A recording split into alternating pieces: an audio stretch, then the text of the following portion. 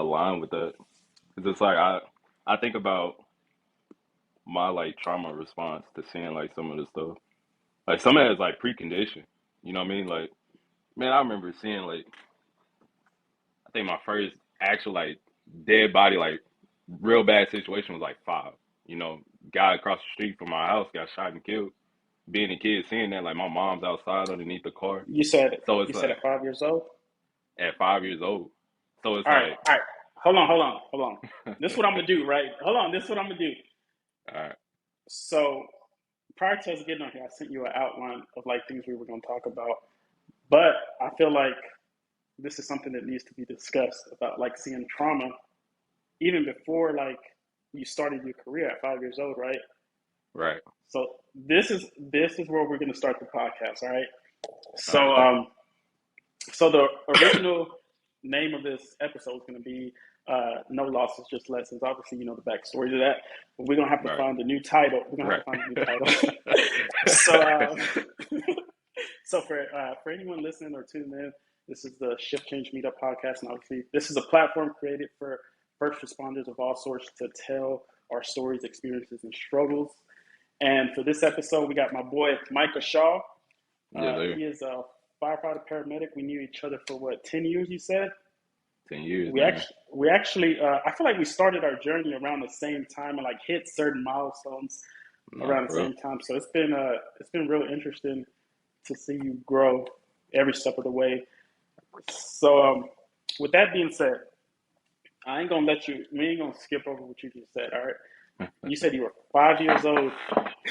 You said you were 5 years old, right, when you first experienced trauma.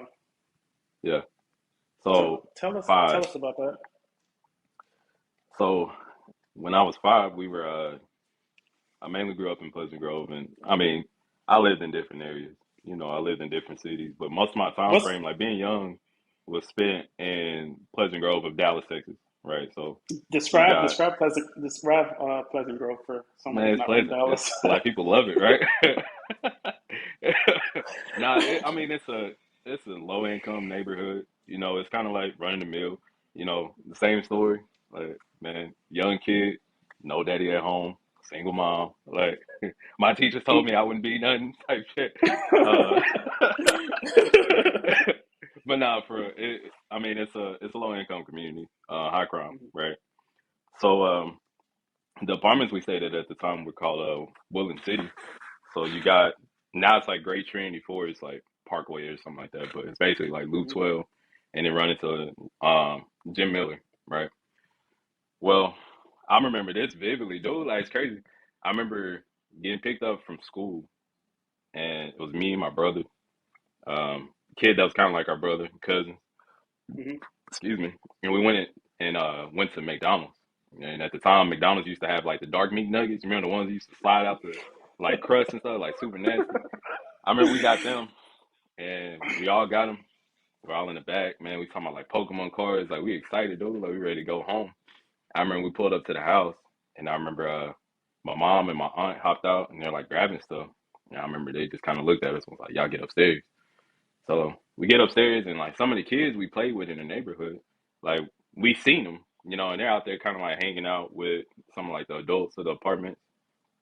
And we get upstairs. And I remember we got upstairs, man, we couldn't even close the door. They just start shooting, right? So like we all laying down, and we're laying on the ground.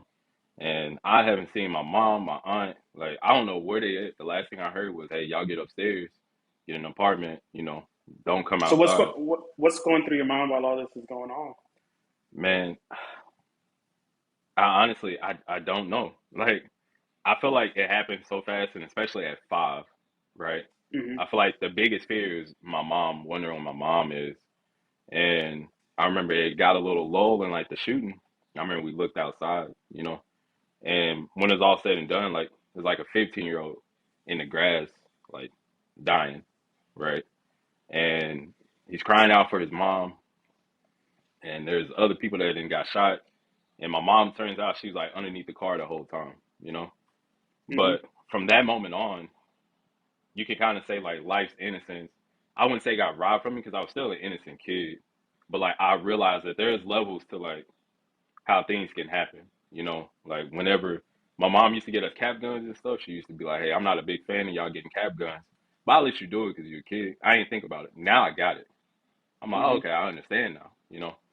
So from that time forward, it implemented in my mind that nothing is as ever as simple as you can assume it to be. Like you can think that you got it all figured out how it's gonna play out, but there are so many dynamics with dealing with just people and life in general. You really aren't in control or really aren't privy to anything that's gonna happen until it's unfolding in front of your eyes.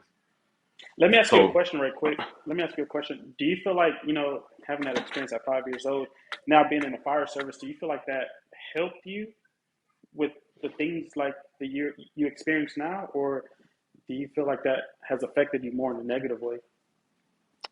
I feel, if I had to be honest, I feel like it helped me.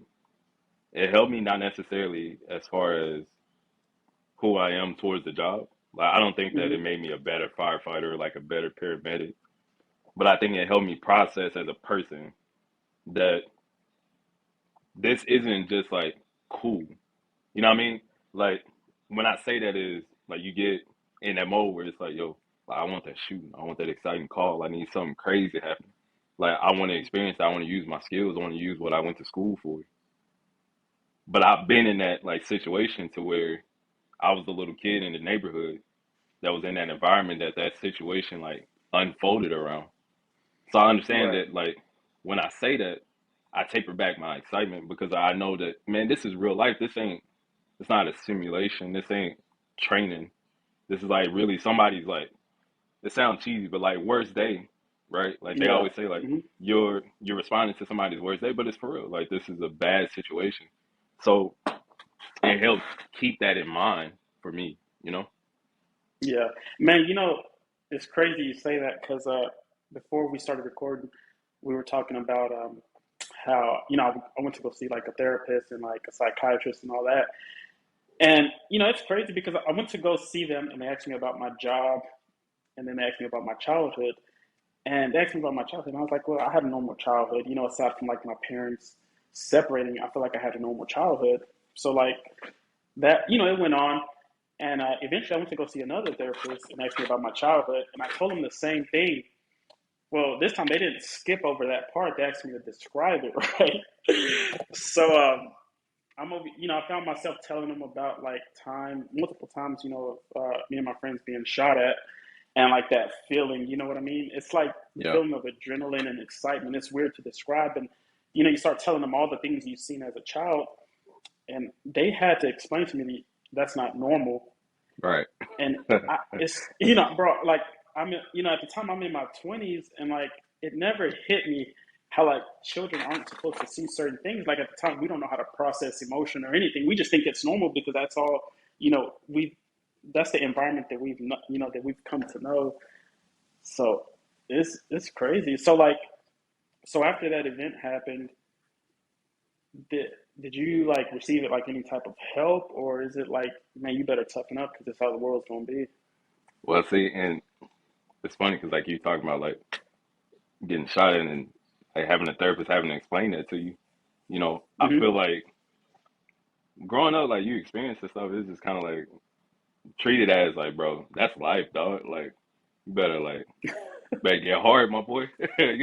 It's like because you never know when it's gonna happen again or it's gonna get worse, and it's like, okay, are you gonna succumb to it or are you gonna figure out how to keep it moving? And I mean that it's the exact same thing that happened, man. I always It's tell people wild, like growing up in environments like that, it teaches you how to get like your street smarts up quick. Like right?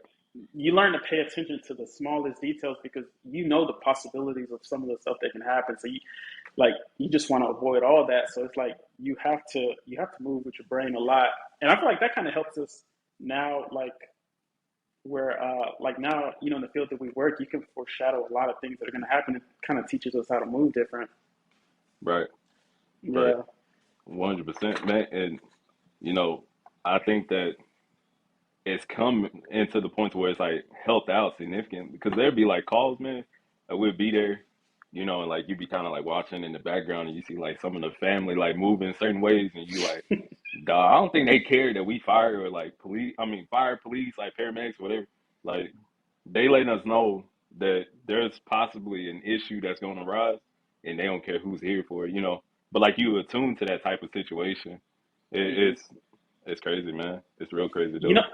something too that I thought was pretty cool when I started working in the fire service. Like the more I started, talking to people, I thought I was so different, right? Because like I come from the city and like no one can relate to me. But the more you get to know like the people that work there, you find out that some of the people grew up in the same situations. It may not be like inner city, but like they have some of the same experiences, just Right, like in different ways. So you come to like appreciate that, and it really opens your eyes up. right. Nah, that's like one of our senior officers, man. I have a lot of respect for him. He actually grew up in the same like neighborhood, and Hmm. grew up in a different time frame. But like I remember the first conversation that I had with him. I was talking to him about Pleasant Grove, and he's like, okay. He's like, I already know because I grew up in Pleasant Grove. He's like, it might not have been Yeah. like the exact same stuff, but it's heading down that way. So it's very true, man. Like you never know what you're gonna come across whenever you have these conversations with people. And it goes back to like the start of this, where it's like, man, you might swear up and down that you got it like pinned on how it's all gonna happen and whatever's gonna like play out, but you just never know. Like people are just different, man. Yeah, for sure. So, hey, at what point? So, were you born in Dallas? I was So, at Parkland what point did Hospital. you? At what point did you move to Philly? I'm sorry.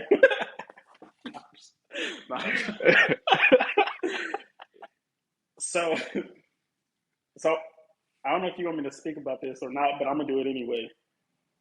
So, Oh man. all right. So, you were in ballet, right? Yeah, nah, yeah, that's right. Yeah, So, nah, I was in so ballet. was that as a result to of what you've been through, or did you just You're like, wake man, up one day and was like, I want to do this? you're like, man, I've been through something hard. I gotta go do something soft to kind of make life easier. Nah, man, it's funny, dude, because I think that the whole route, because I did ballet tap for like 10 Hmm. years, man. From like, I started at 3. I think I finally finished about like 12 or 13. Oh, so you were And you were doing that you were doing that before this incident yeah, happened, right? yeah. So Like my afterwards, mom, did that go ahead? go ahead. So my So did mom, that? she's like really like push. She really pushed like the creative like Mhm. pathway, right? Like she wanted us to Right. go down the pathway of like dance, music more than she wanted us to go be like football and basketball players because I guess she felt like, oh, okay, like this is all that's around you. I don't want Hmm. you to grow up in this environment and then also like grow up as like a stereotype. She don't want me to be like John Moran or something, you know what I mean? Like pop up out of Mm. nowhere, trying to be on some like stuff that I ain't never actually been on. You know what I mean? Yeah, yeah. So do you feel like that? Do you feel like it helped you? I feel like it didn't even correlate, honestly. Like I feel like that was like a Really, whole for 10 nother years? for 10 years, man. So Mm. you wanna know what got me out of it? What's that? So I I performed at like the Majestic Theater downtown Dallas, right? Man, I was on a traveling dance team. At the time, we were living in Virginia, actually, in Richmond, Hmm. and we were supposed to go to DC for a competition. And this is gonna sound like straight just out of a movie. My first actual challenge came from my ballet instructor in Virginia, and she was Russian. And it was like every stereotypical. I don't know if you've ever seen like a movie where they had like a archetype like ballet person, and it's usually like a Russian, right? Anyways, Hmm. she drove me to the point to where I met like my first wall, and this is actually like a good kind of like little segue. I met my first wall, and something that I had a lot of passion for, and Mm. puberty was starting to come around too. So I had like every motivation to stop. I was like, not only am I doing this, right? I'm in a field that I don't want to be in because I felt like it wasn't something that like a 13-year-old boy would be doing. I was like, I need to go be like playing football, fighting or something. So, man, I remember coming home. I looked at my mom. I was like, I want to box, and she was like, "What?" I I was like, I don't want to do any of this anymore. I don't want to like watch no like Mr. Bojangles videos no more. I don't want to watch like Gregory Hines anymore. Like I want to box. That's all I want to do. You know. And like luckily she understood it. She got it. But I was more so running away from that first like challenge. Like that Mm, Russian ballet instructor critiqued me on something that I felt like you couldn't critique me on. And I tried to improve it and she kept like pushing me. And instead of me kind of being guided in a way of like understanding, hey, like you definitely ain't gonna be perfect in it, so there obviously is room to grow. I mm-hmm, allow myself to kind of fall down the path of like, how do I get out of this to stop facing the critique? You know? mm. So actually, like you said, that is actually a good segue to my next question. So you go from that. So fast forward to obviously at some point you decide you want to become a firefighter, and we all know like the path for everyone isn't A to Z like right off the bat. You got to go through like several individual steps to get there. Right. So like when was the time like going through that process and you feel like you hit that same speed bump to where you were like, maybe I need to do something else. Man, it's funny, dude, because I remember, so I finished EMT school in 2011, and I was working at Love Field Airport doing like, I don't even remember, it was like a line service technician is what the role. Mm-hmm. And I remember, what the place that I worked for, we had contracts with the Mavericks, the Stars, the Rangers airplanes. So like the teams would come through Mm-hmm. and we get like their bags and stuff, this, that, and the third. So like you meet all these different people, right? I remember the first day that really started making me being like, yo, bro, you went to ENT school and you not doing nothing with it. We had the Miami Dolphins like fly in. I don't Mm-hmm. know if he's still the owner. I don't even know the guy's name. But I remember like you ever see the guys with the red cones or the little orange cones, like kind of Yeah, direct yeah, the yeah, plane to parking. I was doing yeah. that, right? And I had How you like do it? picked a I remember I had picked a spot, right? I picked a spot to park him, and the pilot looked at me. He was like, "Nah," and I'm like, kind of looking around. I'm looking for my supervisor or something. Cause I'm like, bro, like you gonna get me fired? Like I'm trying to park you here because this is where I'm telling you to park. So he goes and he parks like all on the other side of the ramp, right? Yeah, I remember walking back to his plane after I had walked all the way out there. And keep in mind, like you had like newspapers, like I look like straight like bag boy. Like, I mean, I got everything. I'm sitting there waiting for like the doors to open up, and he kind of stepped down and he kind of looked at me, and he was like, "What you doing with that?" I was like, "Well, I had your newspapers and everything else for you, sir." And he was like, oh, "Okay." And he walked past me, right? I'm like, "Okay, whatever." Then the owner comes off, and I go to like kind of do the same like dance for him, give him the stuff, walks past me. So that's like strike number one. I'm like, okay, I don't think I need to be doing this. Well, the next one came. I worked until like 1 a.m. to 2 a.m. But I had got there at 7 a.m. the next day. Got yelled at for like putting the bags in like the wrong spot. Like all this extra stuff was starting to happen to the point where I was like, man, what am I actually doing? So I remember I went home and I started studying because I hadn't taken that national registry yet. And I started studying. And I signed up for registry like that same week. And I went in there and I failed it like Mm-hmm. miserably. Man, I think it shut off like before you was usually it cut off like 70 some questions now or something like that. I remember So it you shut off at bombed like it. I bombed it. It was bad, right? And I remember going home and I was like, man, I'm gonna still be getting yelled at by like old rich guys before like I passed national registry, you know? And Yeah. I remember going in and talking with my family at the time and they kind of helped me over that roadblock. And eventually I went in, I studied for it and I passed national registry. But I would say that was the first hurdle that really hit me hard. The next one came when the time of applying for fire departments. And you know how it is, like you apply for departments, man, you show up there and it's like 40, 50 plus people, you know. And I remember I signed up, took the test, and I'm sitting there like running through it. I'm like, oh, bro, like I'm top 15, gotta be. And I ended up like at the bottom of the list. I was like, okay, Hey, I don't know you what's know happening. what? You know what? If I didn't know the backstory, I would show you some pity. But before we got on here, I sent you a text message. I was like, how many departments did you apply for before you got hired? You said 3. Three. Guess how many I Three. did? How many? 20. 20. 20? You never said 20. 20 fire departments, bro. God dang, bro. Like, bro. I what R. Kelly song? I'm fighting for my life here. What more? No, that's not reason. What more do you want from me? Bro, that thing, man, like, it's funny because, I'm listening to you tell this story, and I'm over here thinking about, like, I'm like, all right, what's the speed bump that I hit? And I'm like, bro, just imagine you driving down the street and, like, every 2 feet there's a speed bump, bro. I'm like, dang, I done hit so many of them things, Right.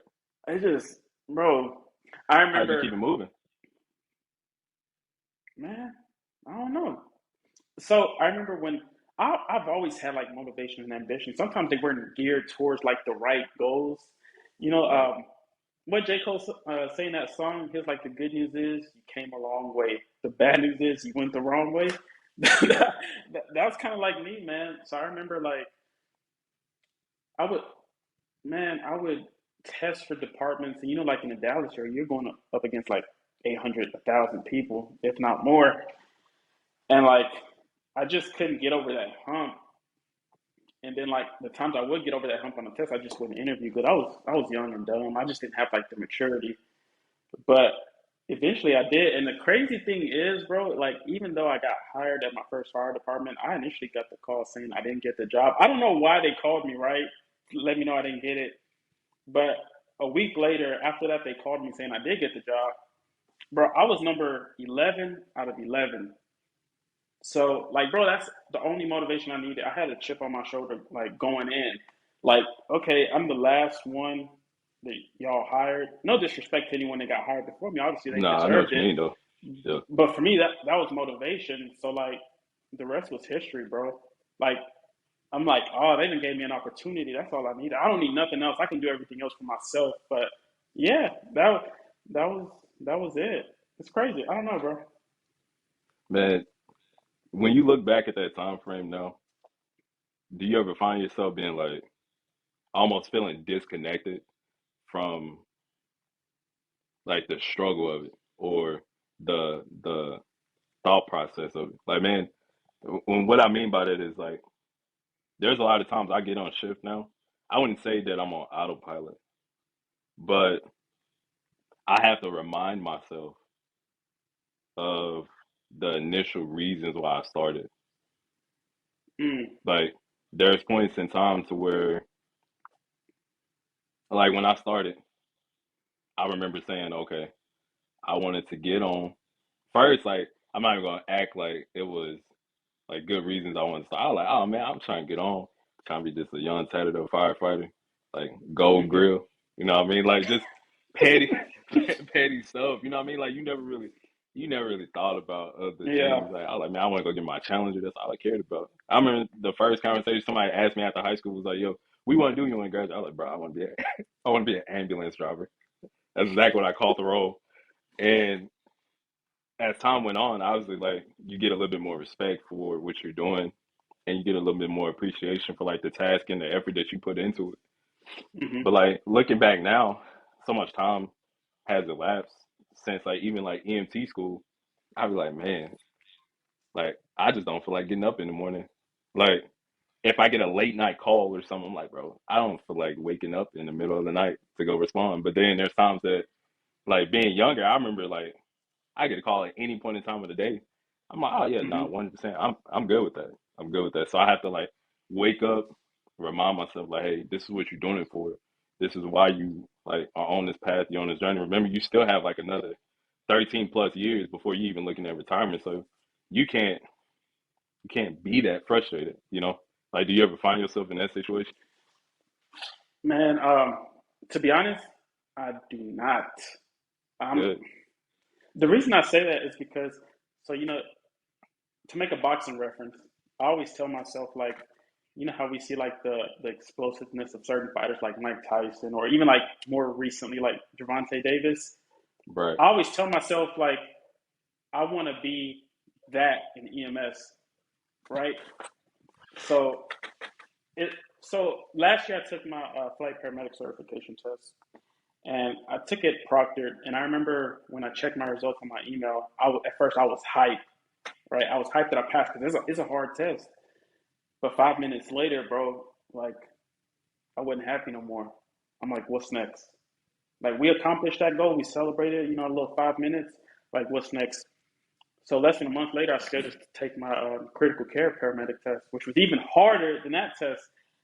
And I remember I passed that. I checked my results, same thing. I was hyped, but then 5, 10 minutes later, I'm like, I felt more upset, and it goes back to like that chip on my shoulder deal because like when I passed that test, right? So I got two of these difficult certifications under my belt. I thought back to all the jobs that passed up on me, like being hired last. Like these are the things that were running through my mind when I passed the test.